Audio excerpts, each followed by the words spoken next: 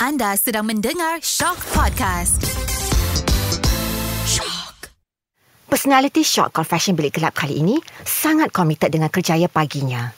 Istimewa buat para pendengar, ayo temani saya. Kita bongkar pengalaman pahit manis. Insan penghibur, penceria pagi di Gegar FM. Beliau yang saya maksudkan adalah Fazli Syam bin Mat Husin, atau lebih mesra dengan nama Ise. Selamat datang ke studio Shock Confession Bilik Gelap, Ise. Terima kasih, Rozi. Alhamdulillah. Dah breakfast ke belum ni? Dah. Kan, maklumlah bila kita tengok kat IG awak kan, ceritanya awak bangun pukul 4:30 pagi kan. Segelap-gelap pagi tu dah keluar rumah ya? Setiap hari. Committed sangat. Dia sebenarnya awal-awal dulu susah nak disiplinkan untuk bangun 4:30 pagi. Dari kecil sebenarnya memang jadi bangun pagi ke ataupun liat? Tak ada. Tidak. Saya dulu bukanlah orang yang bangun pagi sangat. Dia bangun tapi tidak terlalu pagi macam sekarang lah. Cuma sekarang ni nak tak nak kerjaya kan, kena komit lah. Alhamdulillah lah. Pertamanya kita nak mulakan sembang ni, boleh saya minta Ise ceritakan serba sedikit siapa Ise semasa kecil dulu sebelum jadi selebriti terkenal seperti hari ni? Janganlah terkenal gitu. Ise ni sebenarnya datang daripada nama penuh saya, Fazli Syam. Jadi kalau orang Kelantan, Hisham dia akan jadi Ise. Hisham, Ise. Kalau orang nama Syam pun orang panggil Ise. Jadi mula-mula saya datang ke Shah Alam tahun 2005 untuk sambung pengajian saya di UiTM. Sesi perkenalan first tu, saya duk fikir, saya nak suruh orang panggil saya Fazli ke? Macam tak kena. Nak panggil Syam, tak kena. Dan masa perkenalkan diri kali pertama, nama saya Fazli Syam, boleh panggil saya Ise. Saya asal Kelantan. Sampai sekarang gitu lekat, jadi Ise. Dan saya sebenarnya, saya orang Kelantan, orang Kota Baru. Kalau tanya siapa saya sebelum start dalam industri ni, saya orang biasa yang sangat cinta dengan budaya. Saya sangat aktif dengan persembahan Dikir Barat. Saya seorang tukang karut. Saya punya pencapaian tertinggi tukang karut, kami pernah menang pertandingan Dikir Barat kebangsaan tahun 2010. Dengar tu ya. Masa tu saya dengan UiTM. Dan pada tahun tu adalah kali pertama universiti masuk pertandingan Dikir Barat dan pergi final. Dari situ saya pun bina kerjaya kononnya masa tu, tukang karut. Lama-lama saya rasa ini bukan kerjaya, ini passion saya. Passion saya suka berdikir. Siapa mengajar berdikir ni sebenarnya? Kalau di Kelantan memang kita sentiasa terdedah dengan Dikir Barat. Dululah zaman saya dulu. Sebab mungkin generasi sekarang dia tak macam dulu. Kalau dulu majoriti setiap kampung ada kumpulan Dikir Barat dia sendiri. Jadi malam-malam aktiviti kami keluar rumah senyap-senyap tanpa pengetahuan ayah pergi tengok Dikir Barat. Kalau ayah tahu, ayah marah. Lama-lama ayah pun biarlah, dia minat kan. Dan ini saya jarang bongkarkan. Saya masuk universiti sebenarnya sebab saya nak explore seni persembahan. Abang saya masa tu diploma fotografi di UiTM. Saya belajar apa dulu? Saya belajar seni persembahan. Jadi abang saya masa belajar diploma, dia balik ke kampung. Masa tu saya sekolah lagi. Dia kata, dekat UiTM ada seni persembahan. Ada performing art, ada macam-macam. Ada makyong, ada Dikir Barat, ada wayang kulit. Jadi saya motivasi diri saya untuk masuk ke situ. Untuk masuk ke universiti, saya nak belajar budaya. Awal-awal family macam, bapa nak masuk tu, banyak lagi bidang lain, engineer apa semua. Tapi minat kita ke arah tu dan lama-lama dipersetujui oleh family. Dan saya pun explore alhamdulillah sampai sekarang. Maknanya di laluan yang betul. Alhamdulillah. Minat dari kecil. Dibaca di pusat pendidikan tinggi. Akhirnya berkerjaya di laluan ini. Saya nak isi imbas secara detail lah. Sebab orang nampak di depan tabir kehidupan sebagai DJ radio begini begitu kan. Tapi jadi penyampai radio sebenarnya tak senang Setiap hari saya bangun 4:30 pagi setiap hari. Umpamanya macam orang pergi keluar menori getah, pagi masih gelap, isi dah keluar cari rezeki. Susah tak nak istiqamah sebab banyak perkara nak dikorbankan. Contohnya isi saya nak bangun pukul 4:30 pagi ni, hobi-hobi macam suka tengok bola pukul 3 pagi, melepak dengan kawan kat mamak tu normal kan. Kalau lelaki kan lepak pukul 2 pagi. Adakah perlu dikorbankan atau isi sebenarnya beres, tak ada hal, boleh je? Cerita pasal pengorbanan ni, bila kita dah sanggup untuk menjadi penyampai radio, macam saya sendiri memang banyak benda yang saya korbankan. Setiap penyampai radio, jalan dia berbeza. Ada orang yang fresh terus jadi penyampai radio. Ada orang yang datang dari penyanyi pun ada. Contoh macam Dina Nazi. Macam saya start TV dulu. Bila saya start TV dan saya masuk ke radio pun satu cabaran juga. Kalau di TV dulu, kalau kita buat apa-apa, semua visual kan. Untuk sampaikan sedih perlu ada expression apa semua. Untuk sampaikan gembira, kita perlu bergerak kanan kiri semua. Tapi di radio, sedih, suka, duka, semua melalui suara. Dan bila saya dah komit sebagai penyampai radio, saya kena korbankan. Jujur saya cakap masa saya dapat offer jadi penyampai radio tahun 2016 dulu, masa tu saya baru-baru tengah gila berlakon. Offer drama, telemovie filem tak adalah. Seronoknya berlakon kan. Sebab berlakon ni, drama dekat kita masuk set ni habis, masuk set lain pula, kita akan jumpa orang baru setiap hari. Jadi kita excited nak masuk set baru. Dan pada masa yang sama, satu radio offer saya masuk jadi penyampai radio. Dan saya kena fikir, sekiranya saya masuk bidang radio, saya kena kurangkan berlakon. Itu pengorbanan sebab kita tengah suka. Saya tanya orang kiri kanan saya rapat dengan saya, ada yang bagi, ada yang tak bagi, ada yang cakap kau baru nak cipta nama apa semua. Tapi alhamdulillah Tuhan bagi saya satu rasa masa tu. Ini sudut saya, perspektif saya. Mencipta nama itu tidak penting, tapi kalau kita mencipta kerjaya dengan cara yang betul, dia nama akan tercipta dengan sendiri. Jadi saya fikir, okey tak apa, saya nak fokus penyampai radio. Bila saya masuk bidang radio, drama dah kena kurangkan, berlakon-berlakon semua dah tak boleh dah kena kurangkan. Dan saya buat pagi pula. Awal-awal saya buat petang. Bila saya buat pagi pula, lagi banyak kena korbankan. Macam Rozi cakap tadi lah. Sebab kita jenis tidur lambat. Tengok bola lepas tengah malam. Tengah malam. Lepas tu kita dah terbiasa tidur lambat bertahun-tahun. Dan bila saya dah buat pagi, saya dah kena disiplin untuk tidur. Jujur saya cakap, sampai sekarang pun tak boleh tidur awal lagi. Tak boleh tidur awal. Tapi pagi tetap kena bangun, Rozi. Tetap kena bangun. Macam mana isi paksa nak tidur tu? Kalau tak nak tidur juga kan? Jujur lah, paksa ni jadi. Contoh, kalau kita malas semayang, kalau kita paksa awal-awal, lama-lama kita rajin semayang, tidur pun sama. Tak nak tidur, paksa. Peluklah bantal, pejamlah mata, hidupkan suasana tidur tu, dimkan lampu. Kalau kita suka lagu apa yang kita nak, tolonglah bagi aku tidur. Pernah tak jadi isi macam katakan isi tiba-tiba pada hari tu terkurang tidur kan? Katakan terkurang tidur ataupun tak tidur lah. Masuk studio rasa pening, weng ke apa? Pernah berlaku? Pernah. Dan ini pun saya jarang cerita kat ni. Bos saya tahu lah. Semenjak saya di Astro, sudah beberapa kali saya tidur di konti. Alkisahnya macam ni. Contohnya malam ada syuting, malam ada recording program apa semua, habis pukul 1 pagi. Saya duduk Puncak Alam. Puncak Alam Bukit Jalil. Betul. 40 minit, 50 minit. Betul. Jadi jalan yang paling mudah, saya akan tidur di konti. Cuma bila saya buat macam tu, okey, tapi dia punya tahap fresh dia tak sama macam kita bersedia tidur seperti biasalah. Okey Isi, siapa atau apa yang selalu menjadi sumber inspirasi Isi dalam industri seni ni? Saya menjawab siapa dulu. Saya dulu masuk satu program TV, program reality, menjadi protege kepada seorang mentor, Sabri Yunus. Saya banyak belajar dengan Abang Sabri Yunus. Bukan belajar untuk industri saja, tapi ilmu hidup, pengalaman hidup. Macam mana kau nak survive dalam industri, dan macam mana kau nak survive sebagai anak seni. Saya belajar, dan belajar kami bukan belajar secara official. Belajar jalanan. Ikut pergi show, program, lepak, santai. Dan kalau tanya siapa, saya boleh kata Sabri Yunus lah. Abang Sabri pun kaya dengan pengetahuan tentang budaya ya. Betul. Seiring sejalan lah. Dan satu lagi, arwah ayah saya. Saya dengan arwah saya tak puas hidup dengan dia. Jujur cakap. Sebab arwah meninggal masa saya baru masuk universiti. Dan ayah saya pula, dia background dia guru silat. Dan dia terlibat dalam industri. Dia koreografer silat untuk drama-drama silat dulu. Tapi masa saya muda, saya tak minat silat ketika itu. Sebab saya explore benda lain, pergendangan, muzik, dikir barat semua. Saya tertinggal benda tu. Bila dia dah tak ada, sayang. Sepatut saya menuntut lagi ilmu tu untuk persiapkan diri saya sebagai anak seni dalam industri. Kalau tidak ada satu cabang lagi. Betul, cabang lagi. Dan saya pernah dengar kata-kata, ini aktivis daripada Indonesia. Dia kata, kalau kita perkemaskan diri kita, seorang selebriti terutamanya, dengan asas-asas tradisional yang bagus, kita akan lebih luas langkahnya dalam industri. Betul Kak, saya percaya sangat. Macam saya ada basic juga untuk kebudayaan apa semua. Bila kita ada basic kebudayaan kita pergi mana-mana pun kita tak tinggal budaya kita. Ini bagus untuk kita Melayu terutamanya. Dan juga orang yang sangat menjaga budaya. Jejak ke tanah orang kata. Walaupun terbang tinggi mana pun. Pijak. Dalam budaya dia bukan kita belajar pasal budaya itu saja. Adab, akhlak semua ada di situ.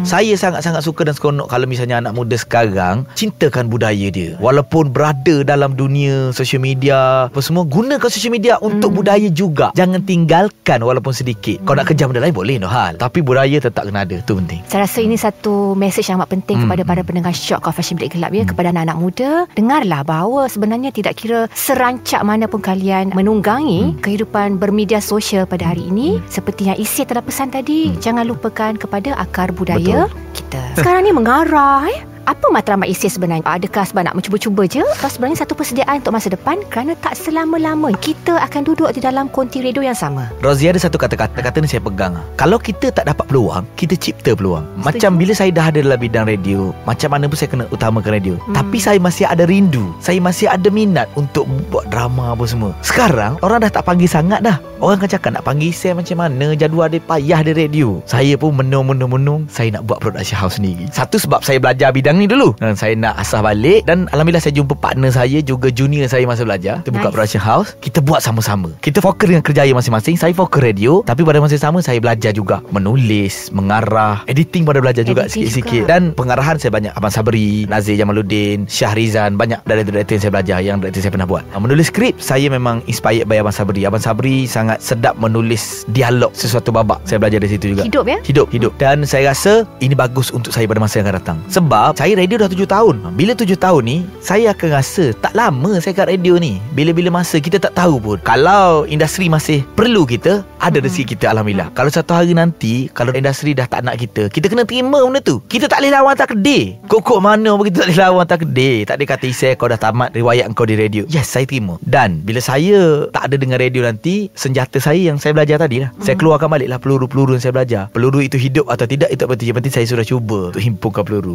Tapi macam menulis, saya memang suka. Saya suka tengok movie. Aku tengok movie luar apa semua. Tiap orang dia ada berangan tau. Berangan untuk nak buat cerita aku. Dan setiap apa penulis buat tu biasanya dekat dengan diri dia. Macam Abang Sabri menulis macam cerita-cerita dia. Macam siapa-siapa sajalah ni penulis komedi Aloy Paradox. Dia pun seorang penulis pelakon teater semua. Dia menulis berdasarkan pengalaman dan pemikiran dia. Saya nak juga jadi macam tu. Dan sebenarnya ni proses belajar lah. Alhamdulillah lah saya masih belajar dan saya tak akan berhenti untuk belajar. Bila Isai kata Isai nak mencontohi, meneladani karya-karya orang yang Isai kagumi ni kan, maknanya mengambil perkara-perkara yang dekat dengan diri mereka. Isai sendiri, apakah perkara-perkara yang Isai nak masukkan dalam karya-karya Isai? Macam saya cakap tadi, penulis akan menulis sesuatu yang dekat dengan diri dia. Jalan saya, pengalaman saya selama 36 tahun ni, dia ada liku-liku dia. Dan saya pernah berada dalam keadaan yang tersangat marhain. Lepas tu saya alhamdulillah dalam kerjaya yang stabil. Jadi ini semua kisah masyarakat kita. Saya kalau buat apa saja setakat ni yang production saya cuba buat sesuatu yang sangat dekat dengan masyarakat. Saya cuba relate. Ini dekat ni, ini okey ni, ini boleh. Jangan terlampau mengejar bulan bintang sebenarnya. Boleh untuk mengejar sekadar impian, tapi kalau kita terlampau mengejar bulan bintang, kita jangan lupa lalang dan rumput yang pernah kita bermain satu masa dulu. Sama juga orang terlampau memikir luar kotak. Saya fikir luar kotak, tapi dalam kotak kita dah habis explore belum? Saya banyak buat benda-benda macam itulah. Benda yang dekat dengan masyarakat, apa yang kita suka, dan perlu kita menonton karya orang. Jangan kita rasa karya kita bagus saja. Even radio sekalipun, jujur saya cakap, saya dengar radio lain, dengar macam mana penyampai lain berceloteh apa semua. Dan ini boleh jadi macam titik tambah untuk kita, penambahbaikan kita juga kan. Macam mana kita nak beza kerjaya orang, kerjaya kita untuk lebih bagus. Adakah kita terkurang, di mana kita harus improvekan. Benda-benda gitulah. Tadi saya nak pick up dia perkataan marhain tadi. Isai sebut berada dalam keadaan marhain. Boleh imbas sikit tak untuk perkongsian dengan para pendengar Shock? Bilanya susahnya dan kenapa susahnya? Ibu saya guru, ayah saya bisnes. Dan bila meninggal dalam keadaan terkejut, biasalah ada hutang apa semua, keluarga kena menanggung. Bila keluarga tengah menanggung, masa tu saya tengah belajar. Keluarga mak saya pun mungkin masa tu tengah stres emosi untuk menanggung sedikit hutang untuk tanggung family dengan keadaan terkejut kan. Jadi kita pernah merasa yang sangat-sangat susah. Sampai mak saya penci awal sebab stres. Jadi masa tu, bila kita dalam keadaan macam tu, aku tak boleh nak mengharapkan mak ayah belajar, kena kerja. Saya buat part time, walaupun dapat sedikit tapi rasa macam seronok. Habis belajar, tipulah kalau orang habis belajar ini esok tu dapat kerja. Lambat juga untuk dapat kerja, terpaksa buat macam-macam. Dan kita terpaksa hadkan nafsu kita. Tu maksud saya, marhain di mata saya lah. Hadkan nafsu, tak boleh nak terlampau obses. Sedangkan masa tu kalau kita tengok kejayaan kawan-kawan sekeliling kita, dah ada kereta sendiri, dah boleh buat tu, dah boleh buat ni. Kita belum sampai tahap tu. Tapi kita enjoy dengan diri kita. Faham. Enjoy, layan cara kita. Lama-lama alhamdulillah Tuhan izinkan saya. Mak isi garang tak? Orang kata anak cikgu ni nerd, betul ke? Tak juga. Tak juga. Garang tak mak isi? Mak saya ni tak garang, tapi adalah garangnya kan. Itu biasa lah. Cuma saya pernah sedih tau dengan apa jadi. Mak saya cikgu bahasa Melayu, tapi bahasa Melayu saya SPM saya tak dapat A. Mak saya sedih tau. Dia cikgu bahasa Melayu. Dia cikgu bahasa Melayu, cikgu sejarah. Saya tak dapat A SPM bahasa Melayu. Yang lain adalah A. Tapi dia cuba sorokkan kesedihan. Daripada situ saya sebenarnya dah ada cita-cita sebenarnya. Aku kena improvekan bahasa aku ni biar mak aku bangga dengan Tebus balik. Tapi tak terfikir nak jadi penyampai radio. Akhirnya jadi penyampai radio. Nak tebus balik kesalahan yang dulu. Dan cerita pasal mak garang ni, mana-mana pun mak memang ada garang dia. Tapi macam family kami ni, bila ayah dah tak ada, mak dah reduce garang dia. Sebab kalau masa ada ayah, kita dengan ayah, mak lain sikit kan. Kadang-kadang dengan mak, ayah lain sikit. Betul. Sebenarnya macam tu. Bila ayah dah tak ada, mak dia tone down dengan sendiri. Dia dah, anak-anak pun dah besar apa semualah. Jadi masa yang ada dengan arwah mak tu, saya hanya hiburkan mak je lah. Hiburkan, bagi mak happy. Bila dah kerja macam ni, bagi duit ni sebenarnya mak happy. Walaupun mak ada simpanan dia, kita tak bagi dia, ada duit dia, kita bagi ni bagus untuk rezeki kita juga. Cakap pasal rezeki ni, Isai, apakah satu peristiwa yang pernah berlaku dalam hidup Isai lah, maknanya terbukti bahawa bila kita memberi tu, kita akan dapat lebih daripada apa yang kita beri? Pernah tak berlaku dalam hidup Isai? Pernah sebenarnya. Saya berkahwin dengan balu anak 3. isteri saya, Aimi Jamil, kawan saya sekolah. Suami dia meninggal kemalangan. Dalam masa setahun Aimi stres. Dan Aimi seorang isteri yang baik semasa tu. Dia ibu yang baik. Dia habis dia degree, dia terus kahwin kan. Tapi saya berkawan dengan dia, berkawan. Setahun setengah selepas suami meninggal, saya berkawan biasa. Sampailah satu hari terjadi dengan sangat naturalnya dalam kereta. Saya cakap kat Aimi, Mi, mau jadi bini aku? Dia macam kejut. Dia kata, mu nak kau jadi suami aku? Dia kata, aku ada anak 3. Dia kata. Lepas tu, tak apa Mi, mungkin mu jodoh aku tak ada isteri lagi Sebab ketika itu saya duda. Kami berkahwin. Tapi kami berkahwin setelah mak meninggal. Saya sempat bagi tahu mak, sempat kenalkan mak happy. Mak kejar saya untuk berkahwin dengan Aimi cepat nikah. Kali dia meninggal sedih juga saya. Tapi saya sempurnakan impian mak dan impian saya berkahwin dengan Aimi Jamil. Dan bercerita pasal rezeki, saya bersama dengan 3 anak yatim Alhamdulillah 3 anak yatim ni banyak memberi saya rezeki selepas itu. Secara tak langsung, walaupun tidak terlalu banyak, tapi saya happy. Ketenangan juga. Sebab kita pernah nakal, tapi titik perubahan saya, turning point saya bila saya berkahwin sebenarnya. Sampai satu hari, ini baru beberapa bulan lepas, saya dah bersyukur dengan apa yang saya ada. Saya bangun tengah malam, saya menangis. Ingat dosa-dosa silam. Ya Allah, aku teruknya dulu. Kenapa aku jumpa Aimi lambat, patut aku jumpa dulu untuk hilangkan dosa-dosa. Tapi Allah susun hidup kita ni dah terbaik. Mungkin ketika itu untuk kita berubah.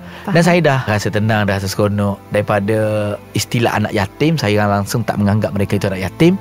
Mereka pemberi rezeki kepada saya. Dan saya dah seronok untuk bersama dengan mereka hari ni. Alhamdulillah. Nak tanya Isi ni dengan Aimi ni, sebenarnya maknanya sama sekolah tak bercinta ya? Tak, saya kacau dia. Dia action tak dulu masa sama sekolah? Dia tak layan sangat saya. Memang tak ada menyimpan perasaan lah? Ada, saya ada. Isil lah. Dia langsung tak Saya punya tahap menyimpan perasaan kat dia kan. Rumah saya dengan rumah Aimi dalam 10 minit tau. Masa tingkatan 1, saya dah suka dia. Sebab dia tinggi, putih, muka macam Cina. Itu taste lah masa tu lah. Jadi satu hari kawan sekolah cakap, aku nampak Aimi depan rumah dia. Dia kata, Aimi rambut panjang sampai belakang. Kata, ya ke mu ni? Betul. Saya gintai kak. Saya balik sekolah, saya lalu depan rumah dia. Saya lalu tengok dia tak ada, saya menyorok tepi pokok. Crush lah maknanya. Crush. Lepas tu dia keluar pakai tudung. Aduh, budak-budak esok bagi tahu kat kawan, aku dah pergi rumah Aimi semalam, dia pakai tudung. Lepas tu macam tahu macam mana sampai cerita tu dekat dia. Dia marah saya. Dia kata, mungkin kita aku rumah apa? Dia kata, speechless lah kan. Dari situ tak berkawan pun, kawan-kawan macam tu lah. Jadi sebelum suami dia meninggal, kita orang ada reunion. Saya nak sangat tengok dia, sebab dia dah silent dekat social media. Saya nak tengok, cakap macam mana rupa dia sekarang, keadaan dia sekarang. Lepas tu bila dia datang, saya cakap, okay, Aimi masih lagi seperti dahulu, tak ada perubahan langsung. Dan rupanya orang yang saya nak pergi mengintai masa tingkatan 1 tu jadi isteri saya sekarang. Bila kita borak-borak pasal benda ni, masing-masing gelak lah sekarang. Alhamdulillah lah, saya dah tenang. Dan saya mengharap saya tidak diuji dengan apa-apa sekali hal pun, untuk saya terus kekal menjadi seorang suami dan ayah yang sempurna di mata mereka. Walaupun di mata orang lain tidak, tapi di mata mereka sempurna, cukup lah tu. Perkahwinan pertama Isi bertahan cuma seketika, terlerai selepas 1 tahun 5 bulan. Betul. Tiada siapa suka perceraian Isi. Tapi kalau kita toleh kembali untuk mengambil teladan daripada peristiwa tersebut, apa yang boleh Isi katakan? Saya percaya dengan percintaan sebelum kahwin. Saya percaya dengan benda tu. Dan punca perceraian saya yang pertama dulu, saya tidak salahkan 100% kepada pihak perempuan. Saya pun salah juga. Salah dari sudut tanggungjawab saya sebagai seorang suami. Dan masa tu saya agak muda. Dan saya masih lagi mencari stabil dalam kerjaya. Dalam keuangan apa semua. Dan ketika itu kita terlepas banyak benda. Kadang-kadang kita tak boleh nak handle stres, kita tak boleh nak handle keuangan kita, menjadi bibit-bibit perceraian. Jadi jalan paling mudah, kita berbincang secara elok, kita berpisah. Tapi hubungan saya dengan keluarga belah sana pun okey, sebab kami saudara. Ayah dia adalah 2 pupu arwah ayah saya. Hubungan keluarga tu tak ada. Cuma kita berpisah secara elok. Dan saya kena hormat jugalah dia. Dan masing-masing dah ada rumah tangga kan. Dia dah ada rumah tangga, saya pun dah ada rumah tangga. Cuma kalau orang tanya, bapa mencerah dulu, saya letak, saya salah jugalah. Saya salah untuk menjadi seorang suami. Dan tanggungjawab saya tak ada. Mungkin saya lalai lagi, leka. Saya tak salahkan 100% sebelah sana. Mungkin dua-dua adalah kesalahan dia apa semua. Tapi untuk jalan paling mudah itulah. Dan kami pun tak berhubung apa pun selepas itu. Cuma dengan ayah dia, kita okey lah, kita hormat jugalah. Kita respect lah, itu penting lah. Sebab kami keluarga. Susah tak nak menelan kenyataan tu? Sebab bila kita move forward kan, kita ada keluarga untuk menjawab kan. Bagaimana tekanan pada waktu itu? Sebenarnya tekanan tu agak besar juga. Sebab kita kahwin sekejap dalam setahun lebih tu pun saya rasa 1.5 tahun tu dah pergi ke perceraian. Kita duduk sekali pun tak sampai setahun rasanya, 6 ke 8 bulan lah. Tapi saya banyak belajar.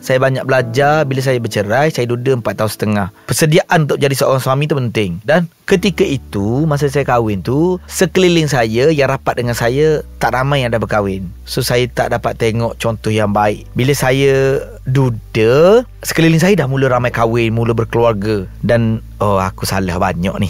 Dia ada fikir macam tu. Aku silap ni, aku tak patut macam tu. Aku patut bina keluarga. Dan aku mengharapkan datang seorang yang boleh jadi isteri.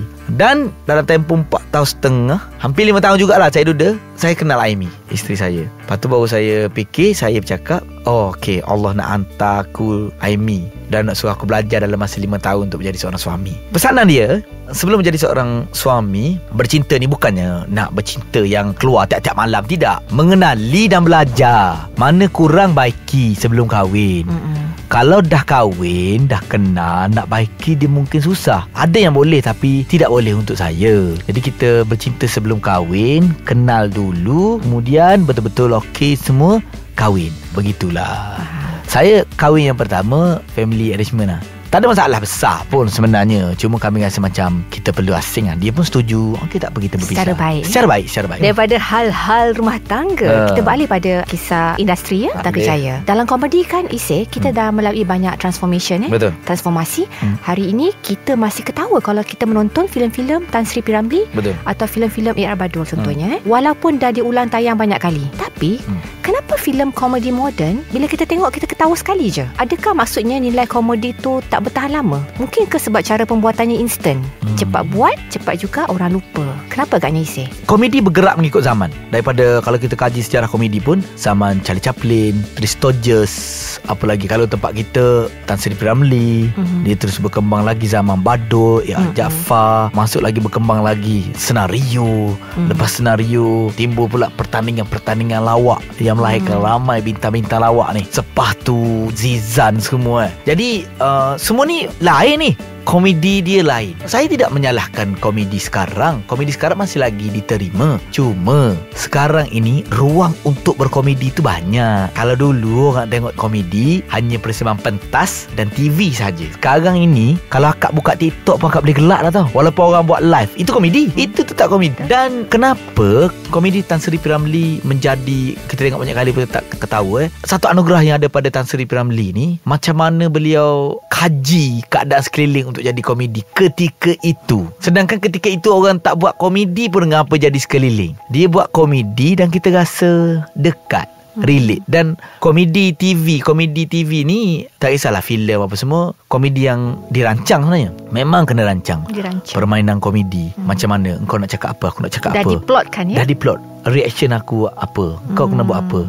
Dan itu adalah dewa lah apa yang Tan Sri P. Ramlee buat tu, komedi-komedi tu. Dan dia bergerak awal, orang jadikan sebagai rujukan sampailah sekarang. Dan macam sekarang sebenarnya, kalau kita tengok komedi sekarang ni, macam saya cakap tadi, platform dah banyak dan bentuk komedi pun datang dengan macam-macam. Kalau dulu filem, pentas, lepas tu zaman Pimpinan Tantu, sitcom, itu bentuk baru juga.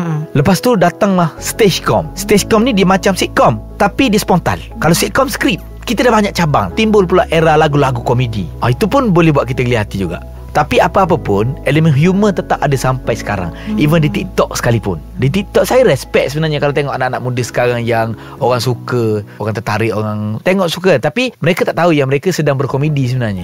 Kalau tanya komen saya sekarang kita dah banyak sangat ruang untuk tengok komedi. Even sekarang kalau nak search benda kelakar dekat Indonesia contoh, mesti keluar. Apa saja, dulu tak ada. Dan bagusnya apa yang Allahyarham Tan Sri P. Ramlee buat dan sampai sekarang menjadi buah mulut orang, menjadi contoh yang baik kepada kita semua. Dan belum tentu lagi sekarang boleh buat macam dulu. Ini pendapat peribadi lah Kak. Ini confession Isay tentang, ada nama saya nak sebut di sini ya. Pertama, Abang Sabri Yunus, orang yang menebas hutan untuk saya berjalan. Sebab saya masuk industri, saya jadi protege Abang Sabri Yunus. Kita umpama berada dalam satu semak, dia tebas semak tu, nah Isay, jalanlah kau pandai jalan. Aku bekalkan kau parang, depan tu kau potong sendiri. Saya suka perlambangan tu. Okey, Aflin Syauqi, komedi urban, komedi moden yang satu bentuk baru komedi. Kalau kita tengok Abang Aflin, selain daripada seorang pelakon dan pengarah yang bagus, komedi-komedi dia pun sangat-sangat bagi saya brilian. Allahyarham Datuk Jamali Syahadat, bonekanya sampai sekarang kita ingat. Karakter Atannya Atan tu tak ada orang lain dia boleh buat. Atan dia saja. Dan sekarang pun ada orang imitate, tapi dia adalah raja imitate terbaik. Jalil Hamid, lakon komedi terbaik. Saya pernah tengok Abang Jalil berlakon teater. Tajuk teater tu Raja Lawak. Raja Lawak ni dikisah seorang pelawak pentas bangsawan. Dan the ending cerita dia tu, dia ada tragis sikit lah. Dan dia seorang pelakon komedi yang baik. Pelakon yang baik pun ia juga, tapi dia seorang lakon lawak terbaik. Sebab Abang Jalil pernah bagi nyataan ni, dia pernah masuk program Maharaja Lawak dulu, tapi pentas tu tak sesuai dengan dia. Dia sendiri mengaku. Tapi kalau bagi dia lakon lawak, lakon apa saja watak, dia memang bagus. boleh. Okey. AR Badul, Slapstick dia dan kata-kata dia tu pedas tapi kelakar. Tu ya Badul. dia je boleh buat Dia je boleh buat. Slapstick yang kelakar. Slapstick dia, okey. Kita boleh menikmati. Betul. Zaman dia, tepuk-tepuk kepala apa semua. Tapi komedi ketika itu Diterima. Kita tak boleh salahkan, diterima kan. Dan sampai sekarang kalau kita tengok balik cerita Badul pun, kita masih seronok, masih kelakar. Dan Badul zaman tu, Pak Tam lah kita panggil Pak Tam. Pak Tam zaman tu, dia king lah komedi. Filem dia berapa banyak. Dan saya ada tengok juga video-video lama dia buat lawak pentas. Kelakar. Memang kelakar Pak Tam. Betul. Nama terakhir Imuda. Imuda, pemain sitcom yang patut kita contoh. Okey, pemain sitcom pemain tentu Imuda, Sabri Yunus, Arwah Mak Busu, Mak Derih, semua tu kan. Di luar mereka serius, tapi bila bagi watak dalam sitcom terutamanya, dia main dengan betul. Dan Abang Imuda pun rapat dengan saya sampai sekarang, sebab dia kawan dengan Sabri Yunus juga. Bukan senang untuk menjadi anak seni yang tangan jalan, mulut jalan. Tangan tu melukis lah, dia melukis jadi. Betul. Apa saja jadi. Kata-kata dia dalam pemain tentu Budin pirah. Kita ingat sampai sekarang terikmat tu. Betul. Legend ya? Legend. Okey Izzy, bila kali terakhir Izzy menangis? Apa sebabnya? Oh, ada. Ini rare. Mesti ada. Keadaan ni rare. Orang yang suka bergerak ketawa ni kan, pasti ada momen dia. Betul-betul menangis. Okey, macam saya cakap tadi, saya ada 3 anak yatim. Alhamdulillah, lepas tu isteri saya mengandung anak saya lah. Masa tu 30 hari bulan. Okey. Sehari sebelum hari kebangsaan, kita on the way ke hospital di Shah Alam. Saya menangis dalam kereta. Saya rasa macam sampai masa saya perlu fokus dengan keluarga, bukan setakat kejar duit saja. Saya pegang tangan wife saya, sebab wife saya takut nak beranak satu. Saya pegang tangan dia dan saya katalah, saya cakap, I cuba untuk jadi ayah. Ayah lepas ni I janji dengan you, sebab I nak tengok anak kita ni membesar dengan kasih saya. Selain daripada I sibuk dengan kerja, I tetap nak jaga Ian. I janji Ian keluar ni, I akan jadi seorang ayah yang baik lagi. Masa tu menangis yang tiba-tiba menangis sebab 30 hari bulan 8 saya ingat tahun 2021. Dan 31 bulan 8 anak saya lahir. Anak cantik merdeka. tarik dia, anak merdeka. Masa tu pelik juga tahu. Tak tahu kenapa boleh nangis. Kita orang macam borak heart to heart dalam kereta, saya dengan isteri saja. Isteri nak melahirkan kan. Dan isteri saya kata, anak ni macam kita hidup dunia zaman sekarang, dunia sosial media. Anak membesar ni, sosial media 10 tahun lepas pun tetap ada. So buatlah benda yang baik-baik supaya anak kita tengok yang baik-baik juga. Orang kena dengar ayat tu, sedih tu masa tu. Dan Alhamdulillah saya menangis ketika tu. Saya macam menangis yang seresak-esak, yang macam rasa macam kenapa aku nangis. Lepas tu kita pun, kenapa aku nangis tadi lah. Rupanya itu adalah sesi yang bagus untuk motivate diri kita tu jadi akan datang. Soalan terakhir saya untuk Isay. Ya. Apakah satu perkara yang masih belum tercapai yang Isay mahu dan mesti buat sebelum menutup mata selamanya? Saya nak khatam Quran di Mekah, impian saya. Sebab jujur saya cakap, sebelum ni saya leka dan lalai. Dan sebenarnya saya baru start balik belajar mengaji balik, kenal tajwid, kenal balik semua dalam masa beberapa bulan ini. Sebelum ni kita terlepas pandang banyak sangat. Salah saya tu. Dan bila saya fokus, impian saya sebenarnya saya nak khatam Quran di Mekah. Di Mekah lah, insyaAllah habiskan Quran di Mekah. Sebab saya dulu nakal jahil sikit, terlepas banyak benda. Jadi saya rasa, saya doa sangat supaya saya panjang umur dan boleh khatam Quran di Mekah lah. Capai impian tu lah tu. Kami mendoakan semoga impian tu tercapai. Amin Rabbal Alamin. Baiklah, terima kasih banyak Isay dari Gegar Pagi. Isay sudi bertandang ke studio Short Confession Bilik Gelap. Siapa yang belum pernah mendengar Gegar Pagi, tolonglah masuklah ke Gegar Pagi. Kenalilah siapa insan yang bernama Isay ni. Sebab sebenarnya bukan sekadar membuat kita ketawa, bukan sekadar menceriakan pagi, tapi saya rasa Isay ni ada banyak ilmu. Masih belajar. Betul. Tapi ada pengetahuan tentang budaya. Dan saya rasa ini adalah salah satu rujukan yang bagus untuk anak-anak muda, jadikan sebagai panduan. Amin. InsyaAllah. Ingatlah, bersosial media, tapi jangan lupakan akar budaya. Kami mendoakan semoga Isay terus kreatif Amin, berkarya amin, insyaAllah. dalam bidang pengarahan, dalam bidang penulisan skrip dan berbagai-bagai lagi. Malah terus juga menggegarkan bagi orang Pantai Timur sambil berpesan perkara yang baik-baik. Amin. Sekian saja pertemuan kita pada kali ini. Teruskan berinspirasi bersama Shock Confession Bilik Gelap.